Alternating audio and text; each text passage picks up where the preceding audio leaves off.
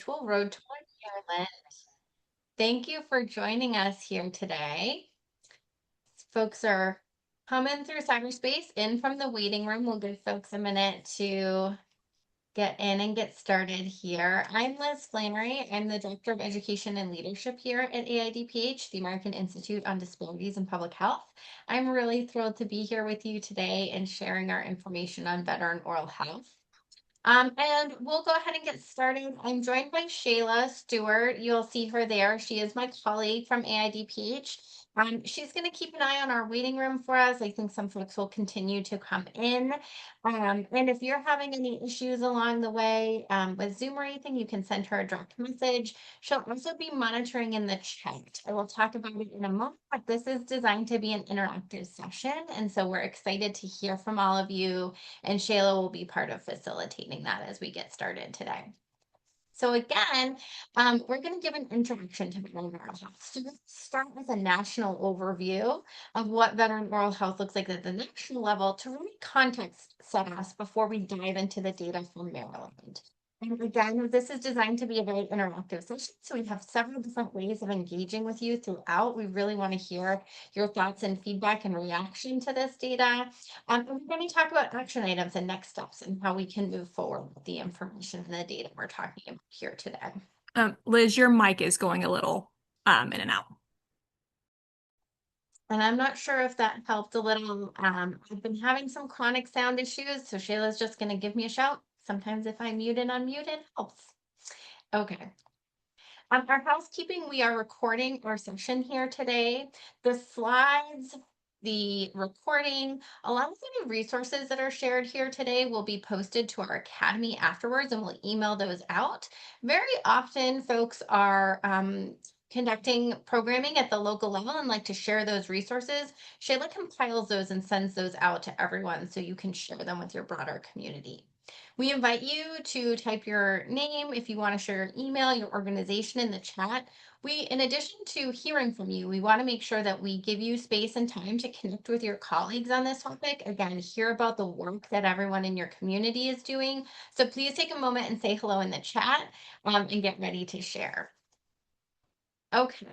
One of the ways that we are going to engage today is using Slido. If you have not used Slido before, it is a very easy to use engagement platform where we will ask some polling questions and look at everyone's responses. You can access that a few different ways. You can scan the QR code here. You can go to slido.com and put this code in right there. And I think Shayla's putting a direct link in the chat as well. Okay. So if you weren't able to scan this QR code, there'll be a link in the chat. But once you access it, keep it open because we will use it throughout the session today. These are our learning objectives that are tied to our CEU for the session here today. We will share instructions on how to request your CEU at the end of the session. Okay, so we're going to get warmed up with Slido and make sure we can all access. Yes, Melvin, can I answer a question? Oh, I'm sorry, you're on mute. Better now, right? The clarity of your audio is not very good. I'm having real trouble.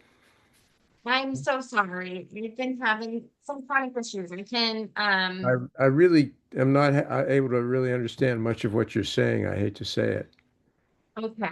I'm so sorry. It might be my Zoom platform, and I will try to enunciate and we can follow up with information afterwards as well. I apologize.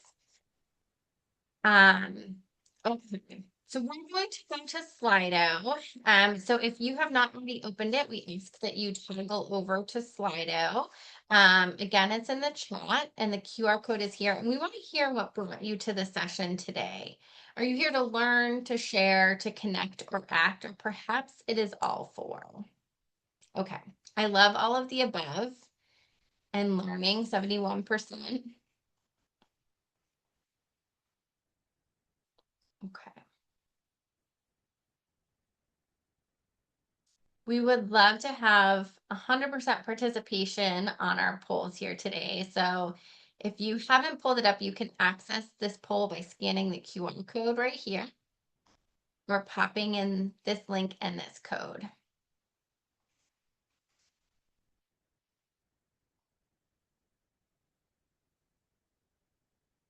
Give folks a second here to connect. And if you're just joining us, please introduce yourself in the chat.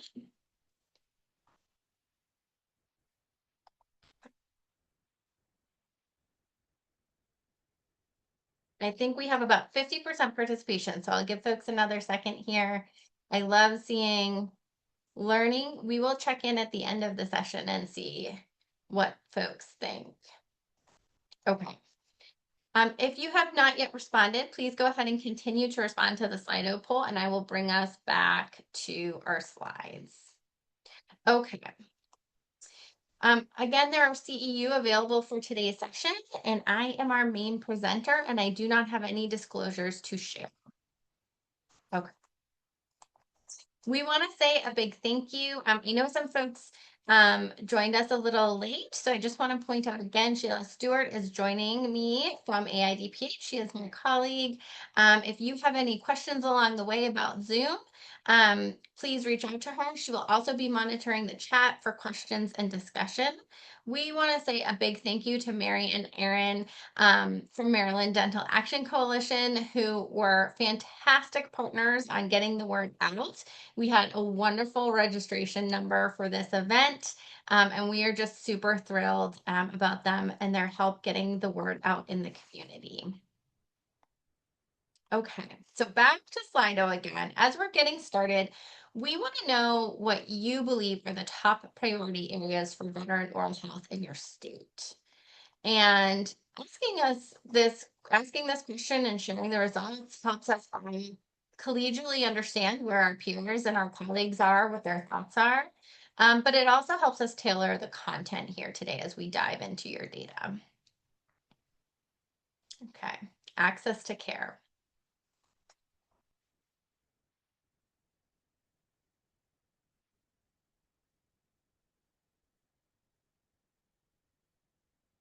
I'll give folks a minute to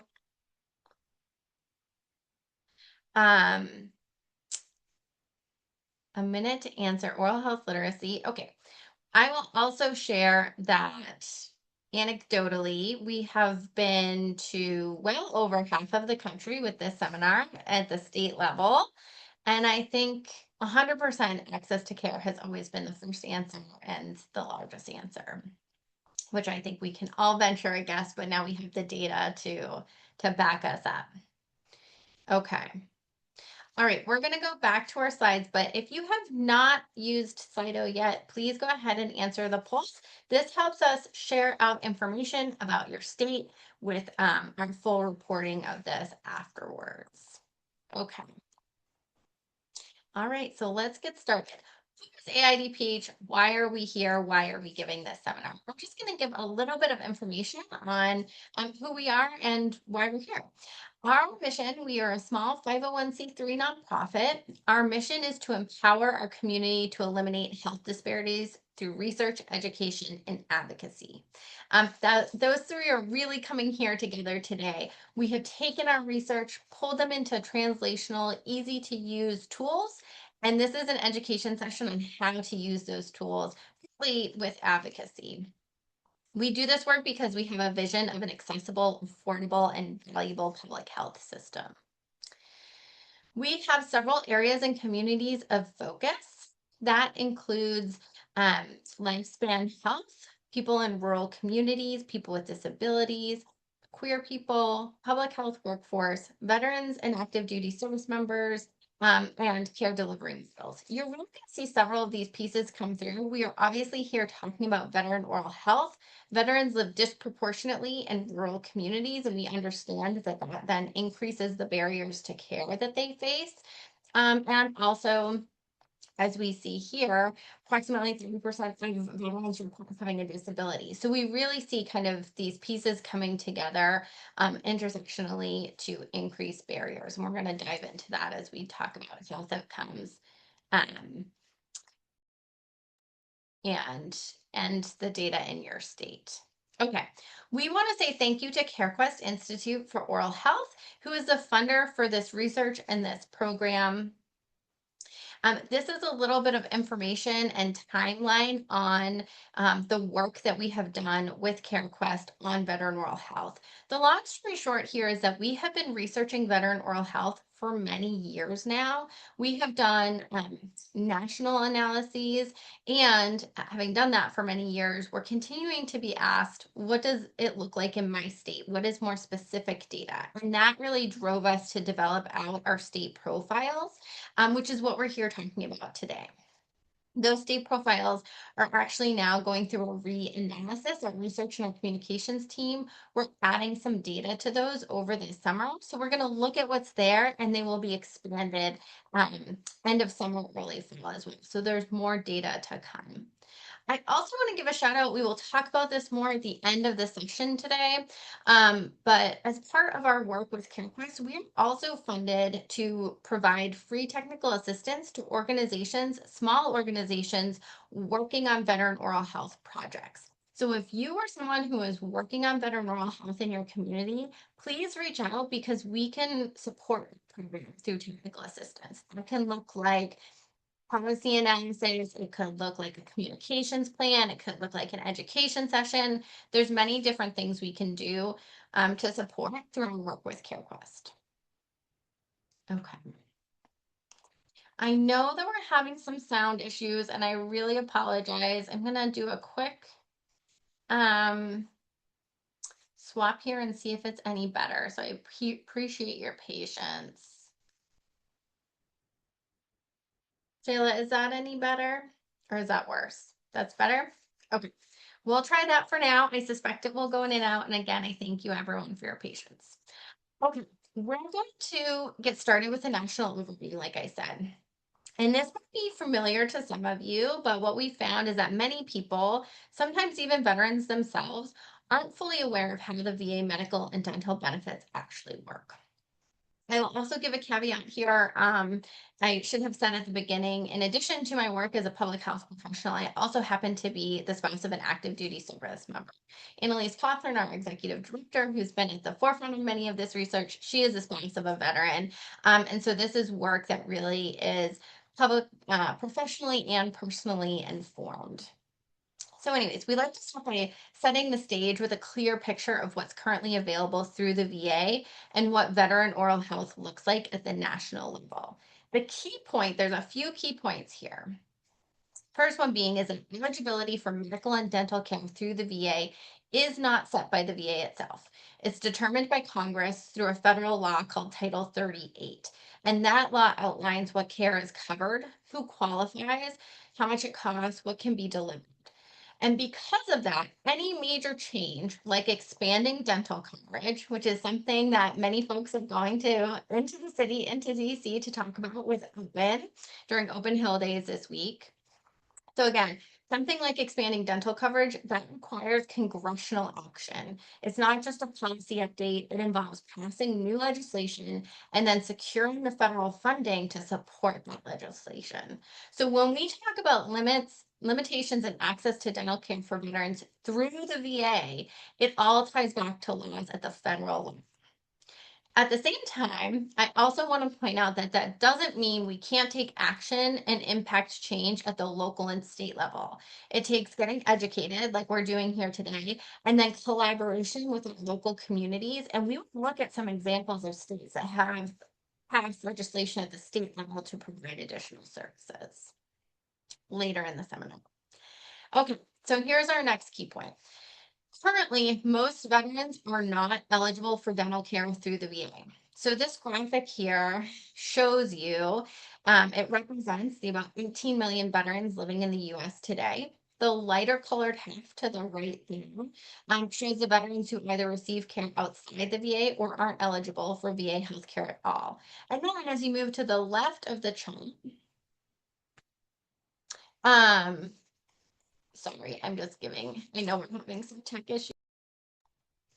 So I'm just sending Shayla a quick message.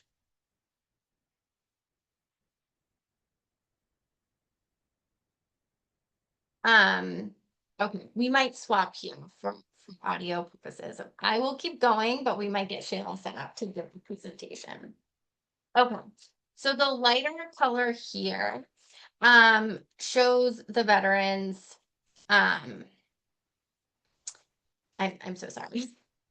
As you move to the left of the chart, the darker blue section represents the nearly 9 million veterans enrolled in VA healthcare. But of those, only a tiny fraction, that very small blue and red segment, is actually eligible for dental care through the VA. And what that means in practice is that veterans will go to the VA for a medical appointment, get treatment for a chronic condition, but they're still leaving dealing with untreated dental issues. And then additionally, even among the 1.8 million veterans who are eligible for dental benefits, only about a third actually use them. So there's a lot of barriers, there's low utilization, and the access just really isn't there. Okay, I'm gonna pause for a second and see, Shayla, are you still getting set up?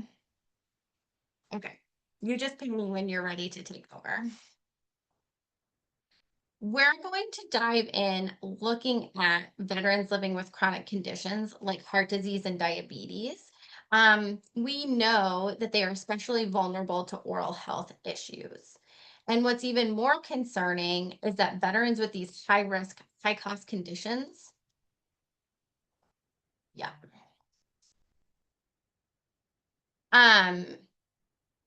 are more likely to lose all of their permanent teeth. And we see poorer oral health outcomes for veterans than non-veterans, even if they've seen a dentist in the past year. So access alone isn't solving the problem. Even when veterans are getting dental care, many still face some of the worst oral health outcomes. And a big reason for that is the lack of the integrated care. Those chronic conditions are not being addressed in coordination with oral health needs. Okay.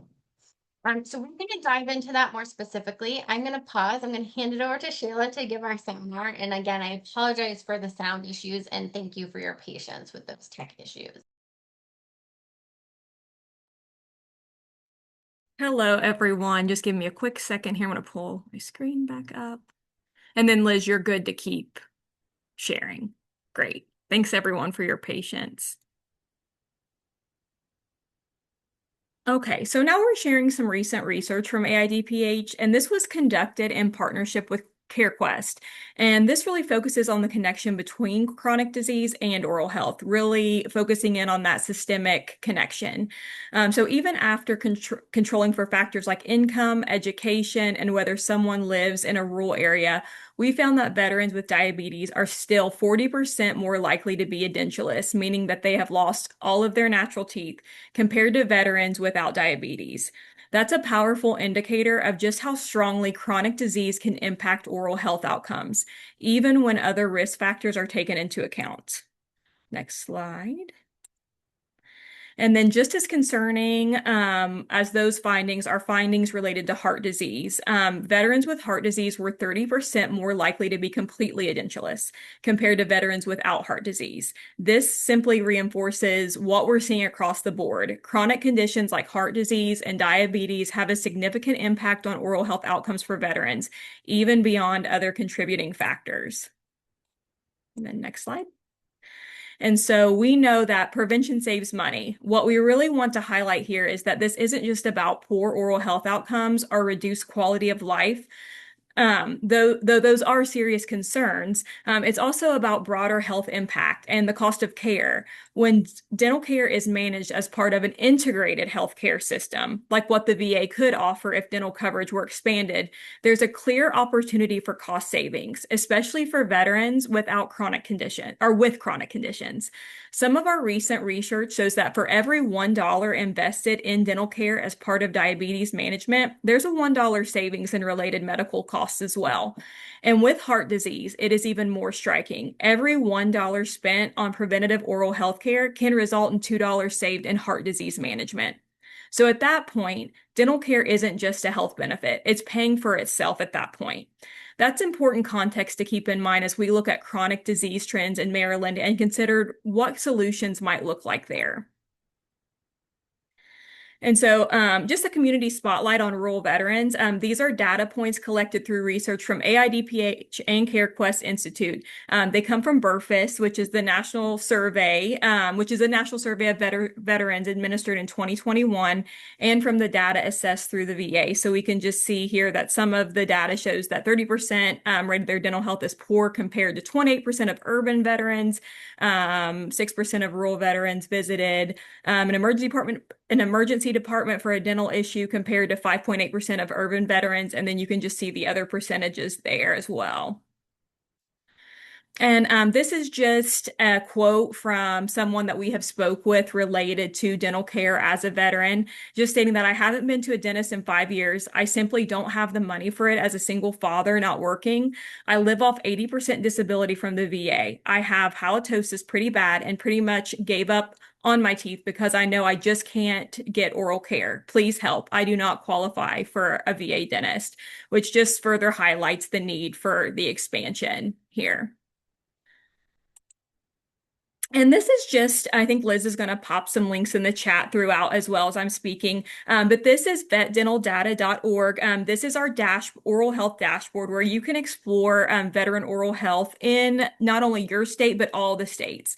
It gives interactive insights on rural veterans, cost of care, state-based indicators that can be accessed through, again, vetdental.org. We have an entire tab dedicated to rural veterans. While the data aren't available from MEPS, the Medical Expenditure Panel Survey on a state level, they can be evaluated by region so you can get a sort of proxy for state level data. And this just kind of shows another tab on that dashboard. When you click on the rural tab, it will take you to the interactive dashboard on rural veterans. Across each indicator, it's clear to see that rural veterans delay dental care due to cost, spend more out of pocket on dental care, and struggle to find accessible locations for dental care. This is all veterans. This is not all veterans versus rural veterans. Data is all on our dashboard. Rural veterans also feel more impact from lack of access and utilization of dental care, often citing that the state of their mouth or teeth is embarrassing compared to non-rural veterans. Rural veterans also struggle more with a functional dentition, which likely leads to the data points we see around increased cost of care and higher emergency department use for those veterans. And this is just some available research where all this information that we're sharing today is coming from. I just want to remind everyone that these resources are available on AIDPH's website and at vetdentaldata.org. What you're seeing here is just a snapshot of the research and tools we've developed to help organizations like yours and others across the country access clear, tangible data about veterans. This kind of information can really be tough to find. That's why AIDPH and CareQuest have worked closely with veteran partners and pulled in every available data point we could from the VA, national surveillance systems, and more. We've brought it all together in one place to make it easier for you to use and apply this information in your work, which is exactly why we're hosting this virtual road tour. To kick things off, I want to share a little about Maryland and give you some background on why we're doing this tour. We've developed a set of resources, again, available at vetdentaldata.org, that includes research articles, state profiles, and report cards. If you hover over Maryland on the interactive map, you'll find a detailed profile that outlines what veteran oral health looks like in your state. These profiles were created for all 50 states to provide specific, relevant information that's easy to access and use. We've also built a veteran oral health data dashboard, which offers interactive, state-specific insights. You can explore the data in a way that's meaningful to you and focus on the issues that matter most to your community.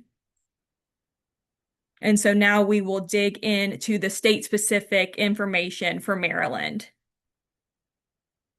And so we are just going to go back to Slido. And if Liz will pop that link in the chat again for those that have maybe just joined us, and we will go back and see what do you think your state's biggest challenge is for veteran oral health? And this is a word cloud. So you can just pop in a few words or it'll just pop up on the screen as you type. Oh, I think I need to go into this.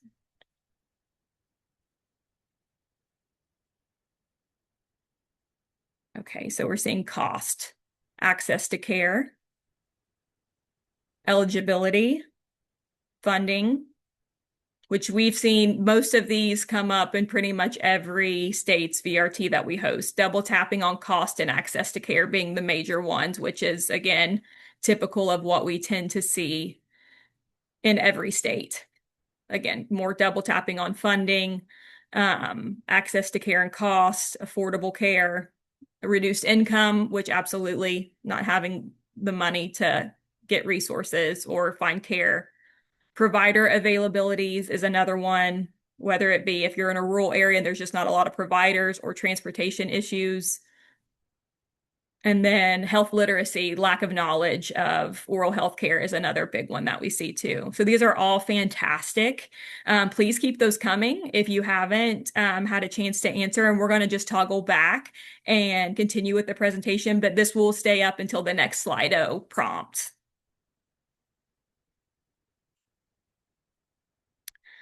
Alrighty, so what do these oral health profiles look like for Maryland? We put these state profiles together to answer a simple but frequent question. What does veteran oral health look like in my state? The link in your state profile is in the chat. Feel free to pull it up, follow along, and ask questions and think about how this reflects what you're seeing in your own work. I'll highlight the most relevant points, but I want to be clear up front. I don't have all the answers. This road tour is just as much about listening and learning from you all as you know Maryland best. Your data, your context, your communities. Your insights help us improve these profiles and make sure the tools we're providing that are actually useful in your efforts to support veteran oral health. We've done our best with the data available, and while it's limited, these profiles aim to offer clear, visual, easy-to-use information that can support conversations and decisions across different audiences. Alrighty, let's start at the top of the state profile. We open each profile with some quick context. What's happening in Maryland and how it fits in the bigger picture nationally, especially when it comes to dental care across the VA. And here's a key point we always include. Most veterans are not eligible for dental care through the VA. That's something many people, especially policymakers, funders, and decision makers don't realize. So when you're starting a conversation, this is a powerful place to begin. Veterans often don't have another option for dental care. And because of that gap at the federal level, it's states and local healthcare systems that end up carrying the weight, whether it's disease burden, access issues, or care delivery challenges. We've also included data on where veterans live across Maryland, especially counties with high concentrations, and we pulled in whatever we could find on rural veterans. Veterans are more likely to live in rural areas, and as we know, rural communities already face higher barriers to care and worse overall health outcomes. So right up front, we hope this gives you useful county-level insight to support better informed local decisions about how to deliver care and improve access. Now let's take a look at some state-specific insights. Here we compare Maryland to national averages because without that context, numbers don't mean much. If you're sharing this with a policymaker, a veteran, or a program leader, they might not know if 17% is high, low, or somewhere in between. That's why we included national averages to help you quickly see where Maryland stands.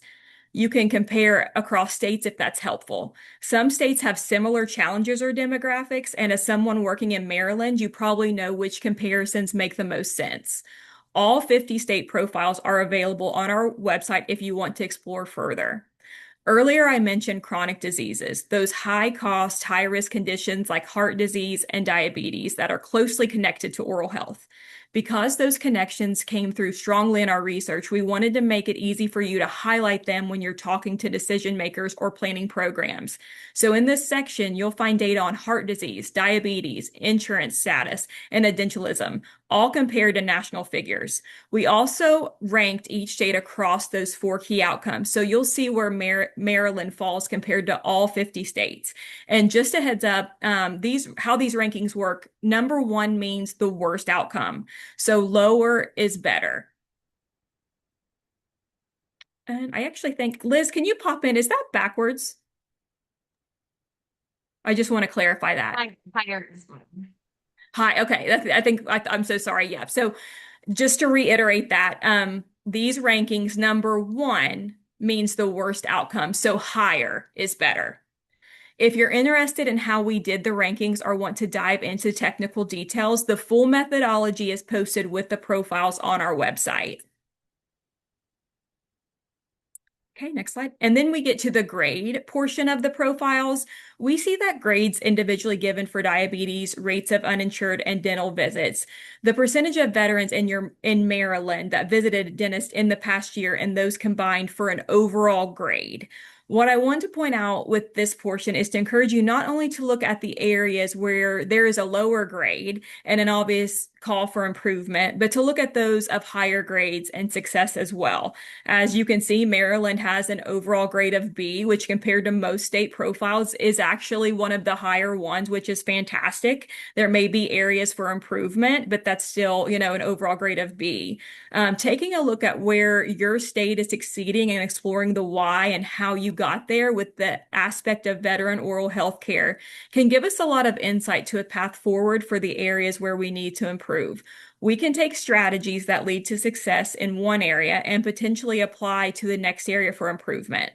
Additionally, you can use that tactic when looking at other states, looking at your neighbors or states who may have a similar environment, whether that be veteran population numbers, government structure, or healthcare infrastructure, can be a helpful tool in successful models and strategy to pursue. And this is just going further into the dashboard that you can also find on the links and sites we've provided. The dashboard allows you to quickly gain insights on key indicators, comparing other states to the oral health status of veterans in your state. This tool can be helpful for decision makers who want to gain insights into their state and surrounding states when it comes to improving veteran oral health. This gives you the opportunity to quickly gather comparable data, easy, fast visual comparisons of your state and others in regards to veteran dental indicators. And so I think we're going to do a little discussion here in the chat. If you could just type feel free to come off mute as well if you would like to discuss what is one barrier that isn't in this data, but is real for veterans in your community in the state of Maryland. We'll just give everyone a little bit of time there to answer. Hi, I'm sorry. I'm not sure if this is a barrier, but sometimes I practiced in California and I used to volunteer for the VA. I'm a hygienist. And what about, do they have enough providers? Because sometimes it's hard to get enough providers to work in the VA system. Would that be a barrier as well, or are we pretty fully staffed in Maryland? Absolutely. And we could take a look. Liz, do you know for sure? I know that most VAs, it's not only, I think, the providers, it's how many VAs actually even have dental care. So just because there's a VA, like they may just be medical only. So you may have a veteran that has to drive 3 hours to get to a clinic that has dental care, that already has maybe barriers to transportation. So while providers are absolutely probably a barrier there, it actually is just the functionality of where VAs are placed within the state and how accessible they are to the veterans living there. Again, as we stated, most veterans live in rural areas, which, as we know, rural areas usually have more transportation gaps and barriers. So Correct. that's something that we see in most states, unfortunately, yes, that we would love to see changed, of course. Thank you. Absolutely.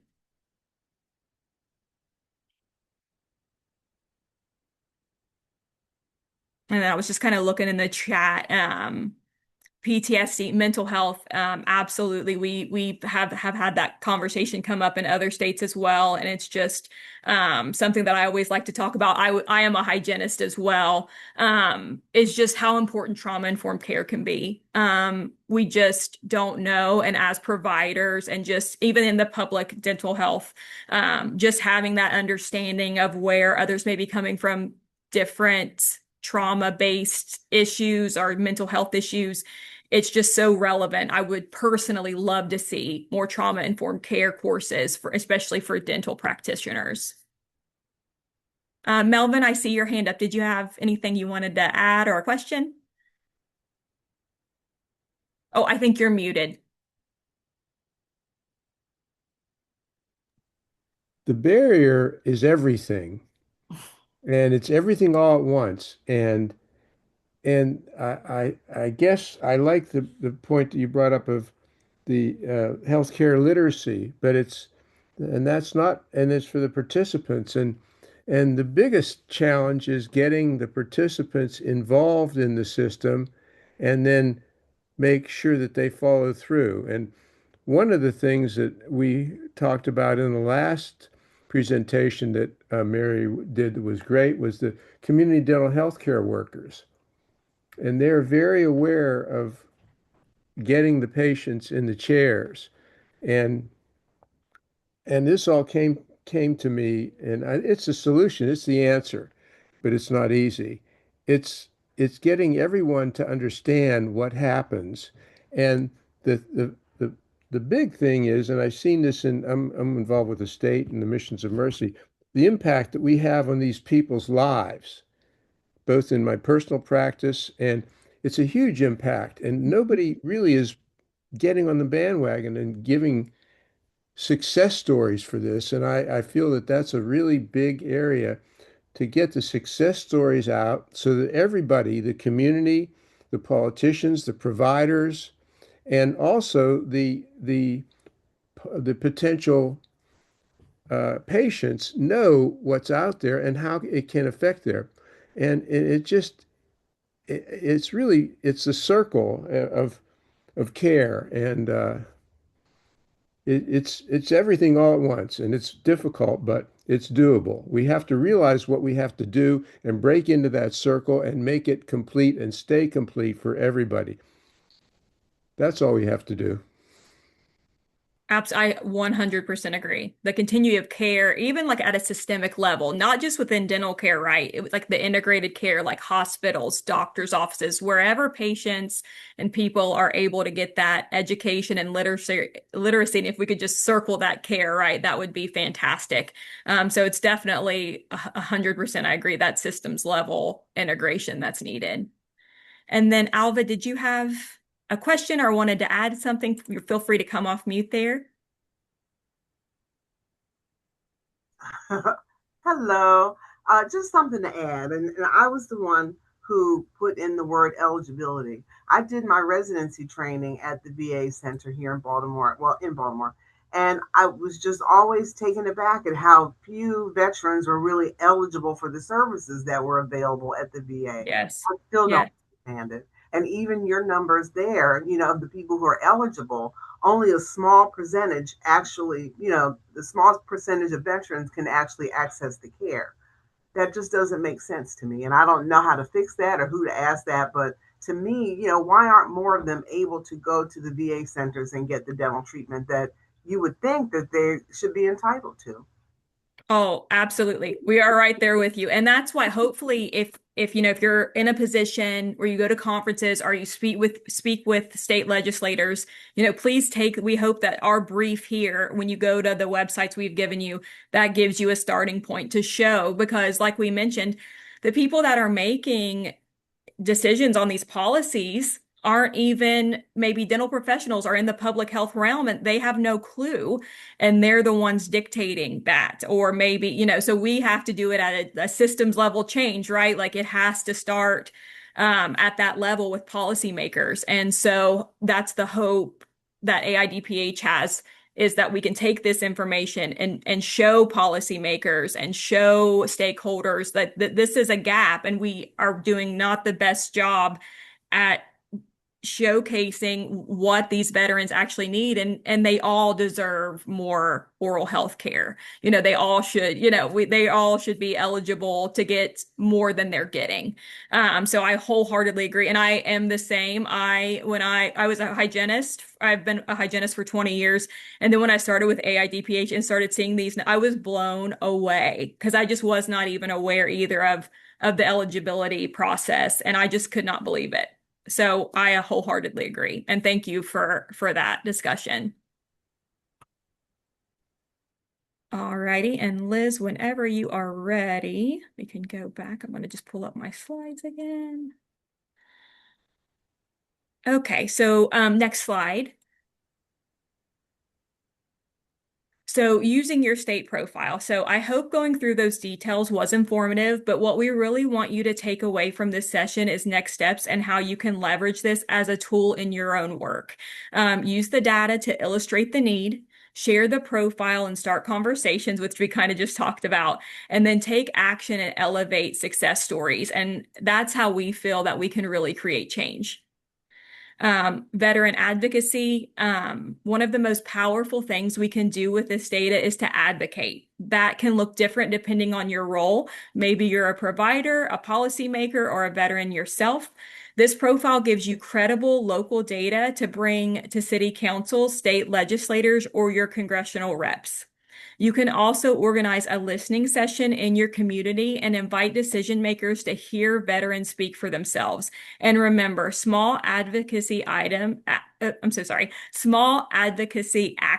like calling an elected official or submitting a public comment can ripple outward in bigger ways than you can think. And so educate to empower. Many people work in healthcare or veteran services don't know how stark the oral health gap is. That's where education comes in. You can use this profile to lead a short talk at your organization's staff meeting or a brief coalition or partner organization. When stakeholders are informed, they become allies, and that's how we build momentum. This is also an opportunity to collaborate across silos. Maybe you bring this to someone in housing or mental health or food access and find a new way to align your efforts. Next slide. And then just informing strategic decisions. This data is a tool for strategic thinking, whether you're leading a nonprofit, managing a health program, or advising on policy. You can use the profile to help decide where to focus. Maybe there's a rural county with no dental providers or a population group at higher risk. This also helps make the case for why you're investing resources where you are. And if you're doing evaluation or reporting, it gives a baseline. Here's where we started, and here's where we're trying to shift. And then next slide. Yep. So let's talk about how this profile can bring in resources. Grant makers and funders want to see data, which we all know that, and they want to see it grounded in the community. This profile gives you that. You can use it in the problem statement of your grant or to show gaps in care. You can also cite it as a foundation for what your solution will address and as a benchmark if you are measuring outcomes and deliverables of a program. And then I think we're going to go back to Slido for one more question. So I think Liz will pop that in the chat there. And which of the following resources would you use most in your work with veteran oral health?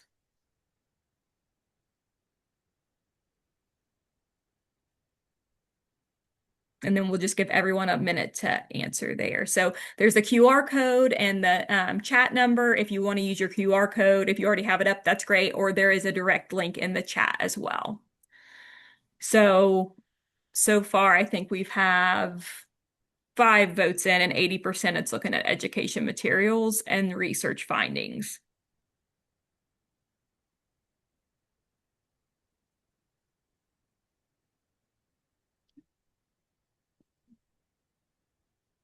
And I'm pretty sure that's kind of the top one.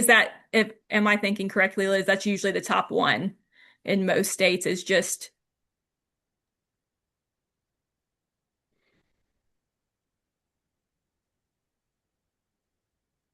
Can you hear me? Yeah, I know. I feel like we have more policy briefs on some states. Yeah, is a big one. So I was kind of surprised to see 0, but I know education materials is always there. Maryland is getting policy briefs locally. I'm wondering if they're already getting that. And so Right, yeah. that would be my guess, but Mary, feel free to chime in. Patricia, I see your hand raised. Feel free to come off mute if you're comfortable or put anything in the chat. No problem. I'm curious. Okay, so again, I'm approaching this webinar as to learn, but so I understand again that a lot of vets are not eligible, on the federal level. Does that make them ineligible for state assistance? Like, for instance, in Maryland, would those that are ineligible on the federal level or through the VA, are they eligible to apply for our Maryland Healthy Smiles program, our medical assistance program? I believe so. Liz, do you want to? I was thinking that wouldn't make them ineligible for any other state help, would it? No. Okay. Can you Okay. hear me okay, Sheila? Yeah. Yep. Yep. So eligibility through the VA is really tricky. It was a little bit in the chat. It really comes down to that disability rating, and there's a few other ways. But for like a very basic, you essentially have to have 100% disability rating. It's different. Dental eligibility is different from your medical eligibility, and being ineligible doesn't mean you did something bad or anything that maybe you'd associate with like a dishonorable discharge. That's what we mean when we say ineligible. So I don't know the exact state qualifications, but they're certainly connected. Okay, so let me see if I got you clear. So it does not mean that they would be ineligible to apply for the state assistance program that we have under medical assistance. Okay. Right. Yeah, they should be able to apply for sure. Okay, thank you. No, thank you. And Melvin, feel free to chime in whenever you are ready. Well, I'm going to go back to my circle, and I'm going to everything really relies on the educational materials that everyone in that's involved gets, and starting with literacy, and then in each segment, the people who fund it, the people who help get them to the place, and everybody needs that education. And in my mind, I think we're really not, we haven't taken full advantage of the impact that we can get from the stories and the success stories that we have with our patients. And we try to do that with our missions of mercy, and we got some benefits. But I think that could be a very aggressive thing for every component, from the patient to the politician and the funders and the providers. If everybody would be exposed to more of the success stories and how this does, go back to my previous spiel, how it affects their lives and their families for a long time, everybody would win. The patient and the government and taxing and all those things. So it's there. We just need to do it all at once to everybody. That's all. That's a great point, Melvin. And I think just like you said, elevating success stories, right? I mean, we know that honestly, even like grantors, I mean, you have to be a great storyteller when you have to make those highlights. Grantors want to see that impact. So, and not only that, not only for grantors, but just for patients, to help patients feel comfortable to come in and seek care. So I love your circle, and I love how you explain that, and I wholeheartedly agree for sure. Well, and the other factor is what we don't need to do is keep inventing the wheel all over and over again. You have all these organizations that are here and representative by the participants. Not everybody. I don't know that we have any politicians that are availing themselves of this, but if we could all work together and put together a informational package and then make that available through social media or whatever, so that some of the smaller organizations that don't have the ability to do that does, and then on a national level, this is what we're showing. And look at the statistics and the stories that tell. People love to hear stories, and I just think that we really need to wake up to the power in what we have that we aren't using. 100%. And I hope that's what this discussion can bring. Maybe you can speak with Mary, connect with Mary and Aaron in your state, highlight those things and come up with something for Maryland that showcases all of that and where you guys want to take that next. So I think those are all great points. Thank you. Did anyone else? I hear someone else off mute, or is it just? Okay. I think Megan had her hand up before. Okay. Megan, did you want to add before we move on? Feel free to come off mute. I just was going to say, I I'd have to do more research on the actual eligibility qualifications, but the folks that I've had come in that are receiving VA medical benefits that have applied for Medicaid for the purpose specifically of getting Maryland Healthy Smiles have not qualified. So there may be other things that are disqualifying them from the Medicaid itself, but that's been a big barrier for us. And a lot of our veterans are over 65, so they're not qualifying for Medicaid because they're in the Medicare bracket. That's a great point. And are you saying they're not, so they're not eligible for VA benefits, or they are getting benefits? They may be getting limited VA benefits, but not qualified for the dental portion. I see. And then they still are getting rejected from your Mhm. Smile programs. Wow. Exactly. Yeah, that is, and I will add, so I think as Liz mentioned in the beginning, I'm gonna do probably towards the end of the week, I'll do a follow-up email with all participants, and we'll definitely highlight this for you guys. And hopefully, all the participants in the area, get with Mary, get with Aaron. They do a fantastic job, and see, what you guys can maybe do or who to take that to maybe help change that. And thank you so much, everyone, for the discussion was fantastic. Thank you for sharing. And so we're going to move along. And so what we're going to do is just some policy highlights, some policy advocacy spotlights, just a few states that have created different programmings or done different things, and some success stories from those states. And the first one is Florida. Florida passed legislation creating the Veterans Dental Care Grant Program within the Florida Department of Veterans Affairs. This program is designed to provide dental care to veterans living in Florida. The department will partner with a statewide direct support organization to administer the program. That organization then will distribute grants to nonprofits with a strong track record of serving veterans.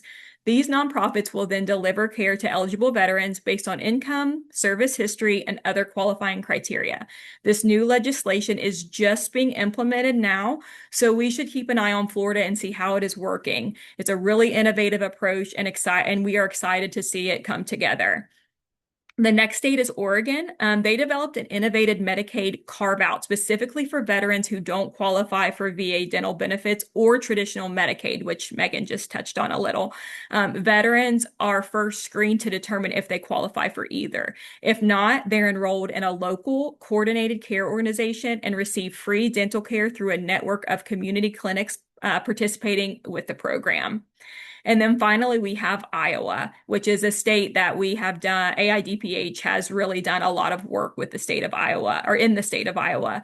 And in Iowa, the state uses lottery dollars to fund the Veterans Trust Fund, and this provides direct grants to veterans to help cover out-of-pocket health expenses, including dental care. And I think on the next slide, we're going to dive a little deeper into veteran oral health in Iowa. Yeah, I'm gonna scroll through them quick so we could just do a quick, I'll pop a link. Sure. Yeah. Absolutely. Oh, for sure. Great. To our next steps.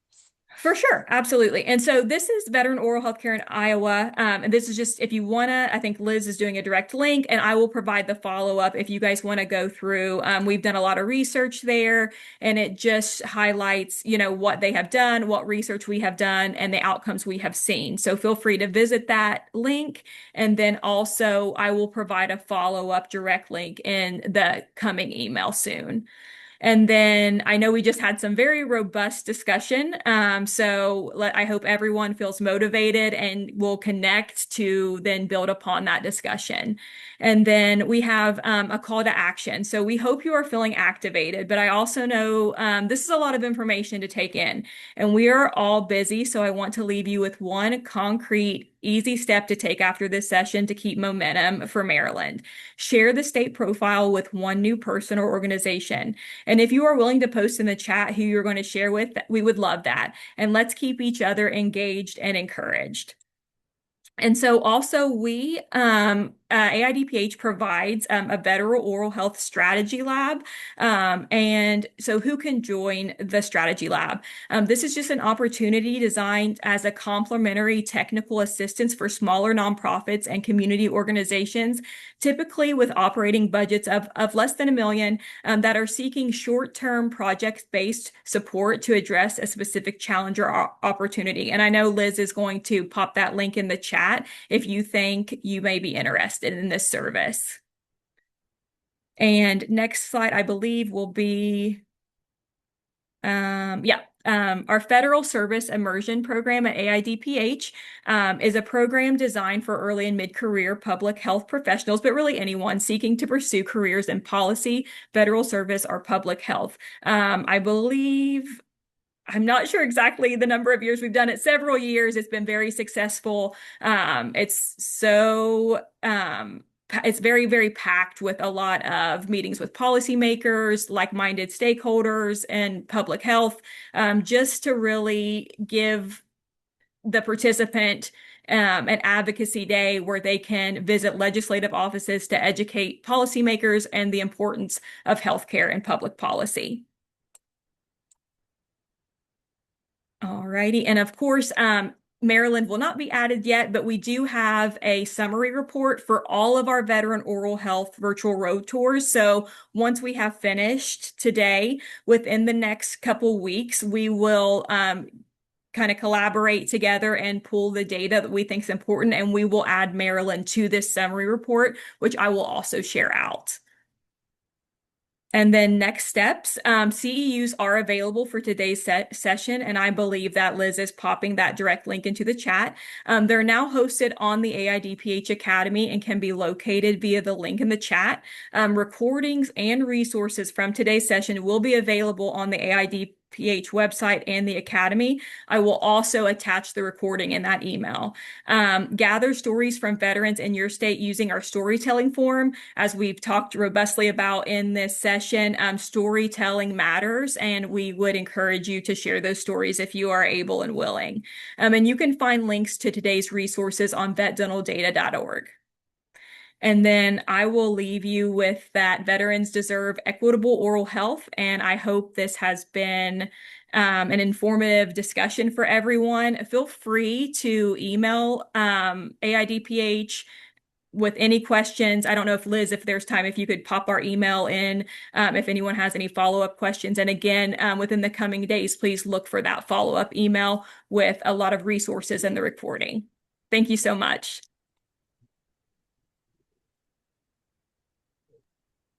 Thank you, everyone. Thank you, Liz. Yes, thank you, Liz. Thank you, Shayla. This was excellent, you. excellent, and incredibly informative. And I'm happy to say MDAC is participating in Hill Day on Thursday, and we'll be seeing our Representative Elfreth and all our other congressional representatives. And this is one of our asks. So this was timely. And I look forward to working with you. AIDPH has been a fantastic partner for MDAC. So thank you very much. Thank you all. I missed one link. I'm putting our story sharing form in the chat real quick. Thank you again, everyone. I hope everyone has a wonderful day. And thank you again for the patience with our tech issues. Take care, everyone. Thank you for joining all.